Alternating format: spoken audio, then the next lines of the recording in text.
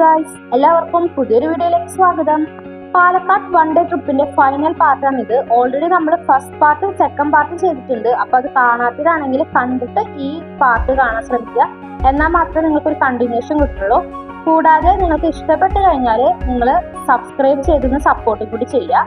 അങ്ങനെ നമ്മൾ സീതാർകുണ്ട് വെള്ളച്ചാട്ടത്തിൽ നിന്ന് ഇറങ്ങിയതിന് ശേഷം നമ്മൾ നേരെ ഫുഡ് കഴിക്കാനാണ് പോയത്.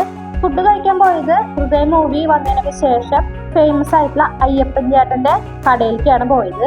ഏകദേശം നമ്മൾ നിന്ന സ്ഥലത്ത് നിന്ന് അതായത് സീതാർകുണ്ട് വെള്ളച്ചാട്ടത്തിലാണ് ഒരു 5 കിലോമീറ്റർ ആണ് ഉണ്ടായിരുന്നത്. നമുക്ക് അയ്യപ്പൻ ചേട്ടന്റെ കട എടുക്കാനായിട്ട് പറ്റിയില്ല, ഭയങ്കര തിരക്കായിരുന്നു. ഈ മൂവി ഇറങ്ങുന്നതുകൊണ്ട് തന്നെ അവർ ഭയങ്കര ഫേമസ് ആയല്ലോ, അതുകൊണ്ട് കേട്ടറിഞ്ഞു ഒരുപാട് പേരാണ് അവിടേക്ക് ഭക്ഷണം കഴിക്കാനായിട്ട് വരുന്നത്. അപ്പൊ ഞങ്ങൾ ഭക്ഷണം കഴിച്ച് വന്നപ്പോ അടുത്തുള്ള കടയിലത്തെ ഒരു ചേട്ടൻ ചോദിച്ചു, നിങ്ങൾക്ക് പെട്ടെന്ന് കിട്ടിയോ? സാധാരണ ഈ ഞായറാഴ്ച ദിവസങ്ങളിലൊന്നും പെട്ടെന്ന് കിട്ടാറില്ല, നിങ്ങൾക്ക് ഭാഗ്യാന്ന് പറഞ്ഞു. അത്രയും തിരക്ക് തന്നെയായിരുന്നു. നമ്മൾ കയറി ഇറങ്ങുമ്പോഴേക്കും, നമ്മൾ കയറുമ്പോൾ വരിയൊന്നും ഉണ്ടായിരുന്നില്ല, നമ്മൾ കയറി ഇറങ്ങുമ്പോഴേക്കും വലിയ രീതിയിലുള്ള വരിയായിരുന്നു. മാത്രമല്ല അവിടുത്തെ ഫുഡായാലും നല്ല ടേസ്റ്റി ഉള്ള ഫുഡ് തന്നെയാണ്. അവിടെ വാഴയിലാണ് ഭക്ഷണം കൊടുക്കുന്നത്. ഒരു 4 തരം സൈഡ് കറികളൊക്കെ ആയിട്ട് നല്ല ഫുഡ് കിട്ടും. നോണും ഉണ്ട് അവിടെ. പിന്നെ നല്ല രീതിയിലുള്ള വൃത്തിയും കാര്യങ്ങളും ഒക്കെ തന്നെ അവിടെ ഉണ്ട്. അങ്ങനെ നമ്മൾ കൊല്ലങ്കോടുള്ള പാടശേഖരം ടൂറിസ്റ്റ് പ്ലേസ് ആയിട്ടുള്ള സ്ഥലത്തെത്തി. നമ്മൾ ഇതിനെ കുടിലിടം എന്നാണ് അറിയപ്പെടുന്നത്. ഇങ്ങനെ പാടശേഖരം സെറ്റ് ചെയ്ത് ഇവിടെ മാത്രമല്ല പല സ്ഥലങ്ങളിലുണ്ട്, പല പേരുകളാണ് അവർക്കൊക്കെ ഉള്ളത്. ഇവരിട്ടിരിക്കുന്ന പേരാണ് കുടിലിടം എന്നുള്ളത്. ഇവിടെ എൻട്രി ഫീസ് 20 രൂപയാണ്, പാർക്കിംഗ് ചാർജ് 30 രൂപയാണ് കേട്ടോ. ടിക്കറ്റ് കൗണ്ടറിന്റെ അവിടെ എഴുതി വെച്ചൊരു വാചകമാണ് ഇപ്പോൾ നിങ്ങൾ കാണുന്നത്. അന്നം തന്ന മണ്ണും മണ്ണിൽ പണയാൻ മനുഷ്യനുമില്ലെങ്കിൽ അന്നം തിന്ന കൈ കൊണ്ട് മണ്ണ് തിന്നാൻ മനുഷ്യൻ എന്ന് എഴുതി വെച്ചിട്ടുണ്ട്. ഇന്നത്തെ സാഹചര്യമാണ് അവരവിടെ എഴുതി വെച്ചിരിക്കുന്നത്.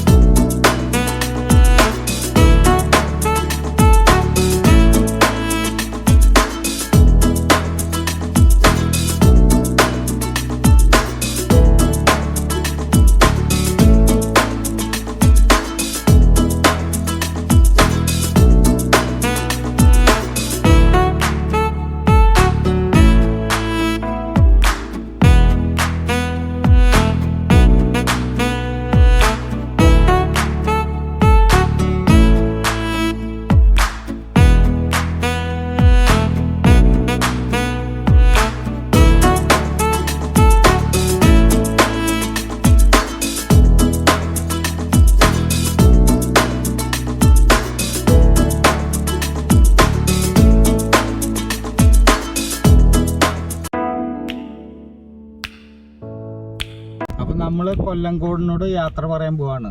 ആ പാടം അതിൻ്റെ പരിസര കാര്യങ്ങളൊക്കെ കണ്ടു വളരെ തൃപ്തിയായി. നമ്മൾ കൊല്ലങ്കോട് കുടിലിടത്തുനിന്ന് ഇറങ്ങിയതിന് ശേഷം നമ്മൾ പോയത് പെരിങ്ങോട്ടുശ്ശേരി കളം കാണാനായിട്ടാണ്.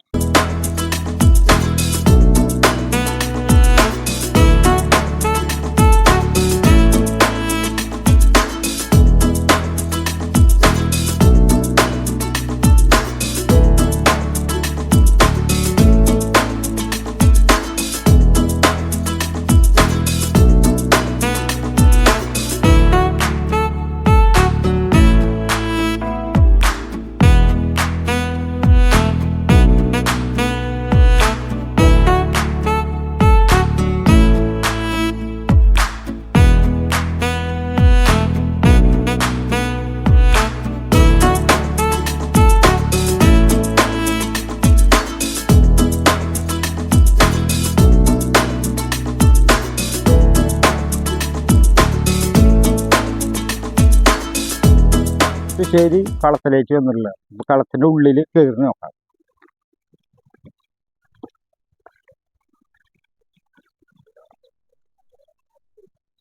കളത്തിന്റെ ഉള്ളിൽ ഫുള്ള് പാറയുടെ മുകളിലാണ് ഈ കെട്ടിടം. പഴയ കാലത്തെ എന്താ കൊമ്പോറം, വട്ടി, പിന്നെ വട്ടോറം, ഇത് കൽപ്പ ഉള്ള സ്ഥലം നെല്ലൊക്കെ സൂക്ഷിക്കുന്നതാണ്. ഇതിന്റെ പ്രത്യേകത ഉണ്ടല്ലോ, ഫുള്ള് കരിങ്ങലിന്റെ മുകളിലാണ്, തറയുടെ മുകളിലാണ് ഈ ബിൽഡിങ് വന്നല്ലേ, വീട് കളന്ന് പറയുന്നത്. നെല്ല് ഇതൊക്കെ സൂക്ഷിക്കാനുള്ള ഒരു സ്ഥലമാണ് അത്.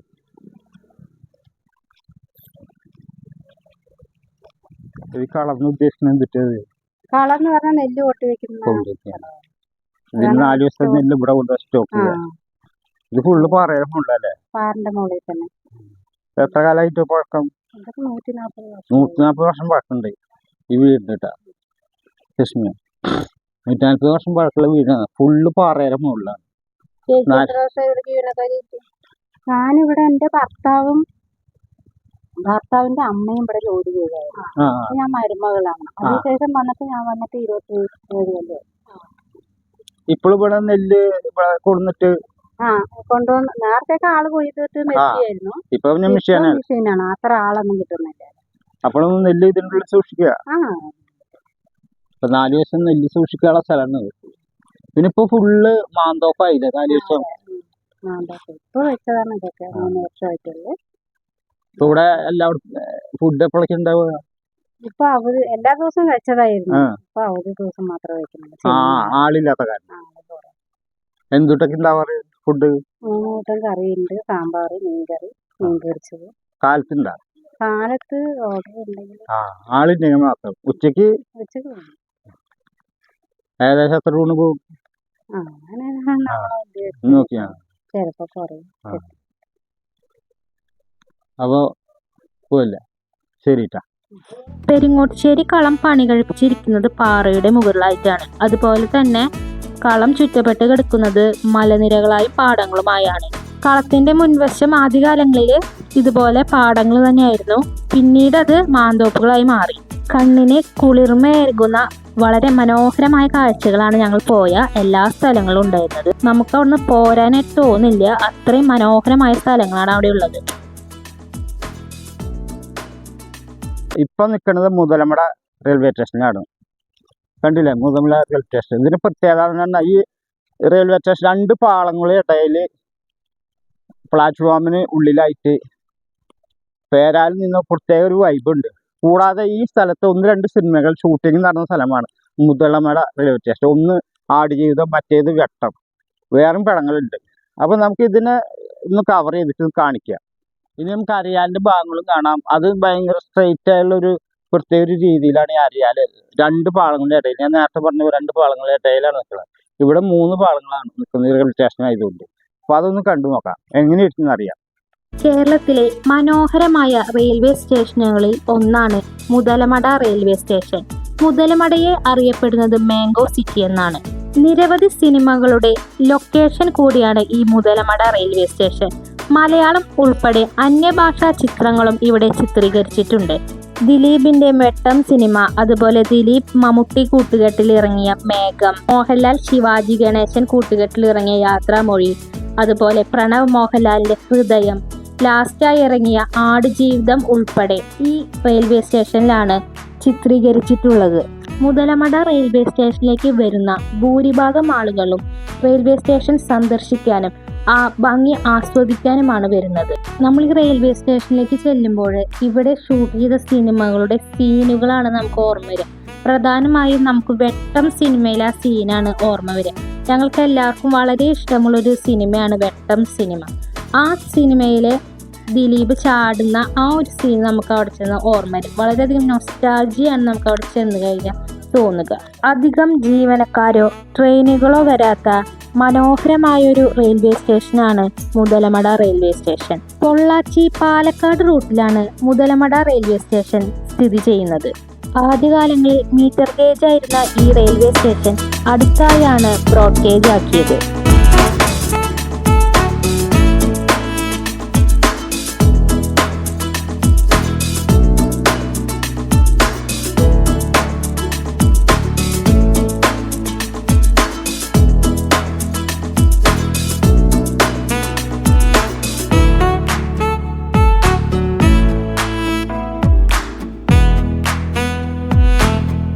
അങ്ങനെ നമ്മൾ മുതലമട റെയിൽവേ സ്റ്റേഷനോട് യാത്ര പറഞ്ഞ് അടുത്ത ഡെസ്റ്റിനേഷനിലേക്ക് പോവുകയാണ്. ഓൾറെഡി നമ്മൾ മുതലമട റെയിൽവേ സ്റ്റേഷനിലേക്ക് എത്തിയപ്പോൾ തന്നെ ലേറ്റ് ആയിട്ടുണ്ടായിരുന്നു. അതുകൊണ്ട് നമുക്ക് കിട്ടിയ സമയം കൊണ്ട് കുറച്ചാണ് കവർ ചെയ്യാനായിട്ട് സാധിച്ചുള്ളൂ. നമ്മുടെ അടുത്ത ഡെസ്റ്റിനേഷനിലേക്ക് കുറച്ച് ദൂരമുണ്ട്, അതുകൊണ്ട് നമ്മൾ ഇറങ്ങുകയാണ്. അപ്പോൾ നമുക്ക് അടുത്ത ഡെസ്റ്റിനേഷൻ വെച്ച് കാണാം. അങ്ങനെ നമ്മുടെ അവസാന ഡെസ്റ്റിനേഷനായ പല്ലാവൂർ വാമല ശ്രീമുരുക ക്ഷേത്രത്തിലാണ് നമ്മളിപ്പോൾ ഉള്ളത്. വളരെയധികം വൈകി എത്തിയതുകൊണ്ട് വെളിച്ചം വളരെ കുറവാണ്. അത് നിങ്ങൾ ക്ഷമിക്കുമെന്ന് വിചാരിക്കുന്നു. വളരെ മനോഹരമായ ഈ ക്ഷേത്രം സ്ഥിതി ചെയ്യുന്നത് പാറകളാൽ ചുറ്റപ്പെട്ട കുന്നിൻ പുറത്താണ്. ഹനുമാൻ സ്വാമിയുടെ കാൽപാദം പാറപ്പുറത്ത് ഉണ്ടെന്ന് പറഞ്ഞു കേട്ടിരുന്നു. പക്ഷെ നമുക്കത് കാണാൻ സാധിച്ചില്ല, വെളിച്ചില്ലാത്തത് കൊണ്ട്.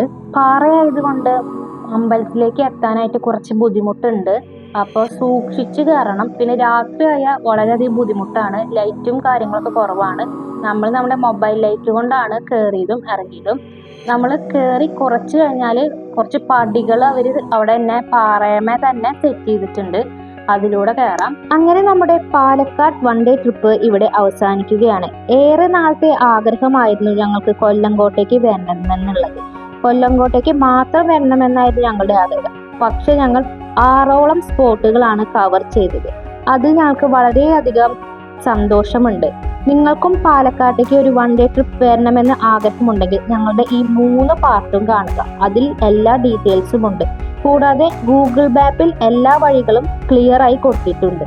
നിങ്ങൾക്ക് ഈ വീഡിയോ ഇഷ്ടപ്പെട്ടെങ്കിൽ സബ്സ്ക്രൈബ് ചെയ്തും ലൈക്ക് ചെയ്തും ഷെയർ ചെയ്തും ഞങ്ങളെ സപ്പോർട്ട് ചെയ്യുക. മറ്റൊരു അടിപൊളി വീഡിയോയുമായി ഞങ്ങൾ അടുത്ത ദിവസം എത്തുന്നതായിരിക്കും. അതുവരെ എല്ലാവർക്കും ബൈ.